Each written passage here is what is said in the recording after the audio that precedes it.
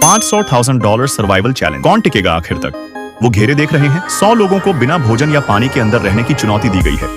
उनमें से 99 से छुटकारा पाएं और आप $500,000 का बोनस जीतेंगे। इसके बाद दृढ़ता और शारीरिक शक्ति दोनों की परीक्षा होती है। चुनौती के दौरान भाई ब्याओ आपको घेरों से बाहर निकालने के लिए धन केंद्रित रणनीति का उपयोग करेंगे। जो भी घेरे से बाहर कदम रखेगा वह बाहर हो जाएगा। आइए इंतजार करें और देखें कि कौन टिकता है और $500,000 का पुरस्कार जीतता है। पहले तो चुनौती देने वाले आत्मविश्वास से भरे थे। भाई ब्याओ को दिवालिया करने के लिए दृढ़ थे, लेकिन सिर्फ 1 घंटे के बाद 3 खिलाड़ियों ने मल और पेशाब के कारण हार मान। जैसे ही रात हुई, भाई ब्याओ कई खिलाड़ी गलती से गोलों से टकरा गए क्योंकि वे बहुत आराम से लेटे हुए थे। सिर्फ एक रात में 14 खिलाड़ी बाहर हो गए। बचे हुए खिलाड़ियों के सामने एक और रोमांचक परीक्षा होगी। अगर आप होते तो क्या आप अंत तक टिक पाते? दूसरे दिन के अंत में अभी भी 62 बचे थे। इतने छोटे से घेरे में सभी प्रकार की दैनिक जरूरत की चीजें रखी जा सकती। बाद के खिलाड़ियों ने अनुभव प्राप्त कर लिया है और बहुत आराम से लेटने के कारण घेरे को नहीं छुएंगे। तीसरे दिन केवल आधे खिलाड़ी ही बचे हैं और उन्हें भाई ब्याओ द्वारा 4 क्षेत्रों में विभाजित किया गया है। 10 मिनट के बाद दोनों गेंदें जिस भी क्षेत्र में गिरेंगी वह बाहर हो जाएगा। चुनौती। लेकिन बहुत ज्यादा घबराने के कारण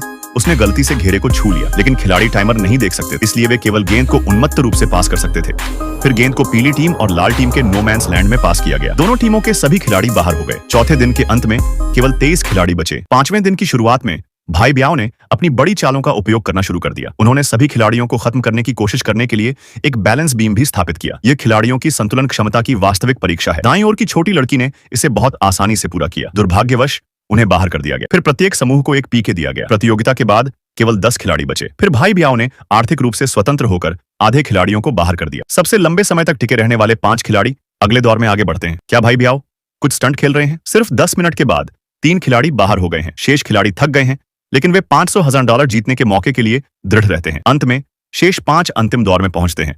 जब भी किसी की मूर्ति पर प्रहार किया जाता है तो घेरा छोटा हो जाता है। 3 प्रहार उन्हें खत्म कर देते हैं और हाथापाई शुरू हो जाती है। बेचारे भाई बाई और भाई हेई को चोट लगती। घेरा छोटा हो जाता है और प्रतियोगिता का दौर खत्म हो जाता है। जैसी कि उम्मीद थी, भाई हेई और भाई बाई बाहर हो जाते हैं। अंतिम राउंड में केवल जेरी और हैड ब्रदर बचे थे। आखिरी गोली चलने के साथ ही हैड ब्रदर भी मौके पर ही गिर गया। अंत में आइए जेरी को बधाई दें। ज़्याओ होंगशू।